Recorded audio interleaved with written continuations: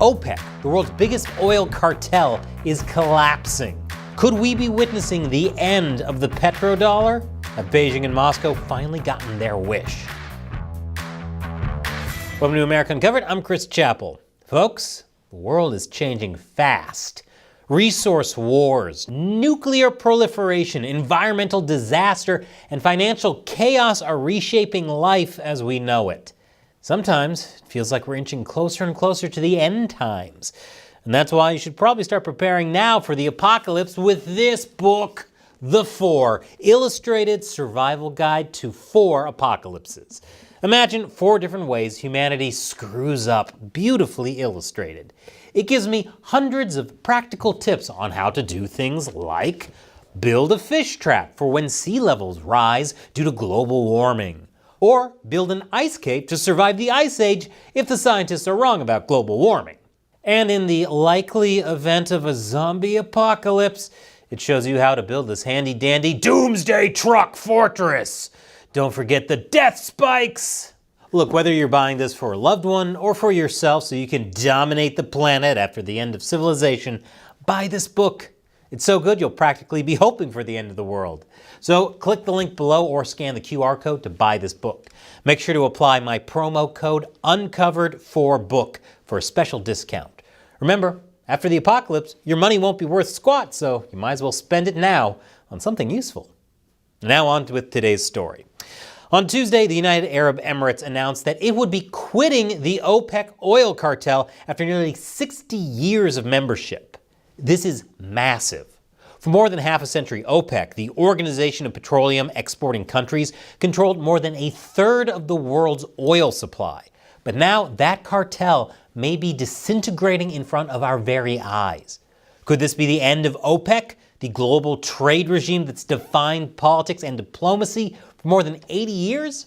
Looks like the system which underpinned American power, the petrodollar, could be transforming into something entirely different. And the result will be something officials in Washington, Beijing, and Moscow never expected. Okay, let's back up. Just what is the petrodollar and how does OPEC play into all of this?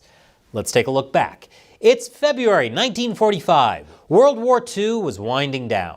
President FDR is weeks from death, but he has one final mission, a meeting with the King of Saudi Arabia aboard the USS Quincy. The deal they struck was this. America would guarantee the security of the Saudi kingdom. In return, Saudi Arabia would keep the oil flowing. And more importantly, they kept it priced in dollars, the same gold-backed currency used by the American companies drilling the wells. Eventually, the dollar pricing standard was expanded to include the nations that would make up OPEC: Iraq, Iran, Kuwait, Libya, Venezuela, the UAE, and others. And in the 1970s, after the gold standard ended under President Richard Nixon, his administration weaponized that existing trade, making oil the reason the world needed dollars. This would become the birth of the petrodollar. The way it works is simple. People need oil. And since oil is traded in dollars, people need dollars. Dollars that aren't immediately spent were recycled, much of them in U.S. Treasury bonds. Those bonds are basically IOUs. So the whole U.S. winds up in the unusual position of borrowing against global dollar surpluses generated through oil trade and repaying that debt in its own currency. This arrangement props up the value of the dollar. That's part of how the U.S. can afford its gigantic military, a military which in turn guarantees the free flow of oil around the globe.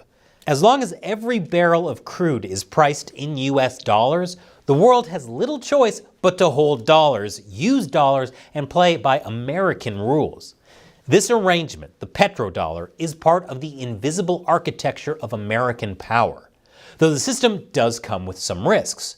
OPEC is literally a cartel. They fix oil prices and decide how much oil to produce. It sounds illegal, and it would be if U.S. companies were doing it. But foreign governments, they can do whatever they want, and they have. For example, in 1973, Arab producers embargoed the U.S. over its support for Israel. This embargo temporarily reduced U.S. oil supplies, leading to insane gas lines. Ask your parents. Another oil shock came in 1979 following the Iranian Revolution. Needless to say, Americans weren't too happy when the system they helped establish came back to bite them. But still, these crises passed, and the petrodollar remained in place. Having the US dollar dominate oil trade was just too valuable to give up, and it drives America's adversaries crazy. China hates it, Russia hates it, Iran hates it. For years, they've attempted to chip away at that system through UN-dominated oil contracts, alternative payment systems, and BRICS summits filled with big talk about a multipolar world order. Well, now it appears they might finally get their wish. The era of OPEC, of the petrodollar, could be coming to a close. Their only problem? America may be controlling the next phase of global oil trade that replaces OPEC. Since January, the U.S. has directly taken two of OPEC's biggest producers out of the game. Now a third is leaving. With the capture of Nicolas Maduro, Venezuela's oil sector has been brought under American influence. That's through a combination of sanctions, pressure, and negotiated access. Venezuela's ability to act as an independent OPEC voice is, for practical purposes, gone. And the ongoing war with Iran and blockade around the Strait of Hormuz has the U.S. strangling the Islamic regime to death. 1/5 of the world's oil supply runs through that strait. And right now, the U.S. controls what goes through it and what doesn't. And now, the UAE, the United Arab Emirates, announced it is leaving the OPEC cartel, citing national interests. It's a big deal because the UAE is one of OPEC's most influential members. This means the UAE is now free to pump as much oil as it wants, unconstrained by OPEC's artificial quotas and price fixing. Now, as for why the UAE is leaving, there are a few reasons. First, the exit comes on the heels of talks between the US and UAE about accessing an emergency dollar swap line, basically an emergency line of credit denominated in dollars. Which raises an obvious question. Why does one of the wealthiest nations on Earth need an emergency line of credit? It's probably related to the Strait of Hormuz blockade. The UAE's oil and gas exports through there have been severely disrupted. Their existing export route, the Habshan-Fujairah pipeline, which runs overland from Abu Dhabi to the Gulf of Oman, bypassing the strait, has already been pushed to capacity. Foreign investors are worried, and the nation's own currency, which is pegged to the US dollar, may be under pressure. In other words, the UAE is financially tethered to Washington right now, whether it wants to be or not. And this is to say nothing of green energy. As the world continues to look for alternatives to fossil fuels, an oil-producing nation might want to sell as much as it can, as fast as it can, before that window closes. So the US didn't necessarily have to twist anyone's arm in this case. The UAE just might have made a calculation that happens to align with American interests. So what does this mean in practical terms? OPEC controls about 35% of global crude oil trade. The UAE leaving will bring that down to about 30%. It's not a huge change on its own, but if it leads to the total disintegration of OPEC, then that will be a huge change. It means countries would all be free to pump and sell as much oil as they want. A free market for crude oil means we'll probably see lower prices for crude and everything that's made from refined crude, from gasoline to diesel to plastics and asphalt. And if gas is cheaper, everything is cheaper because it won't cost as much to transport things. But those prices will also be more volatile because there's no cartel to keep the prices stable. And on top of that, if OPEC is destroyed, countries can trade oil in whatever currencies they want. The end of the petrodollar. Except maybe not. Countries may still continue to trade oil in US dollars anyway.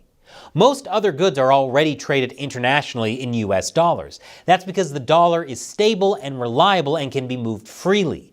That's useful for long-term contracts.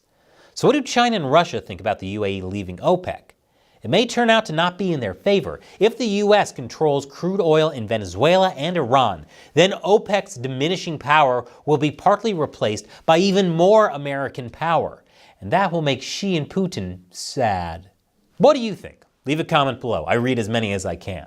And remember to get this beautifully illustrated apocalypse survival guide. It could save your life, or just look really good on your coffee table while you still have one.